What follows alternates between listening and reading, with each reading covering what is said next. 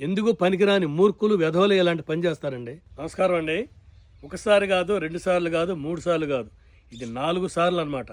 4 సార్లు మన ఫామ్ హౌస్లో దొంగతనం చేయడానికి ప్రయత్నం చేశారు. ఏముంటుందండి ఇక్కడ? కుండలు, గరిట్లు, ఇక వంట చేసుకునే సామాన్ తప్ప ఏమీ ఉండవు. ఇది వరకు 3 సార్లు దొంగతనానికి వచ్చారు, అన్ని పగలగొట్టారు. నేను నా భార్య కలిసి వారం రోజుల పాటు అన్ని సర్దుకోవడం, కట్టుకోవడం, బిగించుకోవడం ఇదే సరిపోతుందండి. ఈసారి మరీ దారుణం అండి, చూపిస్తాను పదండి. ఫస్ట్ ఇది చూడండి, దడి మొత్తం ప్రతిసారి ఇలాగే కరెక్ట్ గా ఇదే ప్లేస్ ఇలా తొక్కుతున్నాను అనమాట. ఇలా ఎరగొట్టడం, తొక్కడం, లోపలికి రావడం. పందిరు చూడండి, ఇలా లోపలికి వచ్చి పందిరు మొత్తం పడేశారు. ఇదిగోండి, ఇవి ఎంతో ముందు దొంగతనానికి వచ్చి చేసిన ఘనకార్యం అండి. కిటికీ పడేశారు, డోర్లు బాలుగొట్టారు, సామాన్ అంతా కింద పడేసి చిందరు వందరు చేశారు. ఇదిగో చూడండి, ఈ రుబ్బురాయితో డోర్ అంతా ఇష్టం వచ్చినట్టు పగలగొట్టేశారు. అంత కసి ఎందుకో. ఇదిగో చూడండి, గడ్డపార తిరిగేసి పగలగొట్టారండి.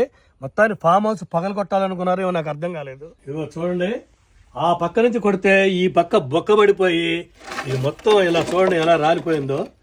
అంటే ఇక్కడ అలమారం దగ్గర పలచగా ఉంటుంది కదండి, దానివల్ల గడ్డపార తిరిగేసి కొడితే ఆ దెబ్బకి మొత్తం పెచ్చులు ఊడిపోయింది అనమాట. ఇక్కడ చూసారా, మొత్తం ఆ చివరి నుంచి చివరికి గడ్డపారతో పొడిచారు కాబట్టి కరెక్ట్గా క్రాక్ వచ్చేసింది. అంటే వాళ్ళ ఉద్దేశం ఏంటంటే మొత్తం ఫామ్ హౌస్ని ఇలా గడ్డపారలతో పొడిచి దీన్ని పడగొట్టాలని ప్లాన్తోనే వచ్చారనమాట. ఇప్పుడు ఈ వీడియో చూసి కూడా వాళ్ళు ఎంతో సంబరపడిపోతారు. ఏమని?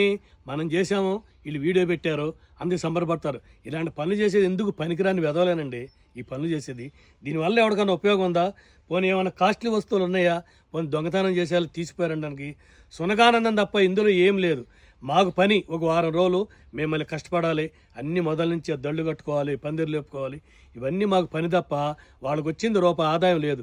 పోనీ గడ్డబారు తీసుకొచ్చి పొడవాల్సినంత అవసరం ఏముందండి? ఇన్నిసార్లు ఇలా జరగడం చూస్తే ఇక్కడ ఉండకుండా వేరే చోటకి షిఫ్ట్ అయిపోవడం బెటర్ అనిపిస్తుందండి. పోలీసు వారికి కూడా తెలియజేశాము. మరి ఇది ఎలా అవుతుందో ఏమో నాకైతే అర్థం కావట్లేదు. మాకు మాత్రం ఇలా ప్రతిసారి చేసుకోవడం, మేము బాగు చేసుకోవడం, వాళ్ళు వచ్చి చేసుకోవడం, మళ్ళీ మేము బాగు చేసుకోవడం, ఇది ఎంతవరకు సబబండి?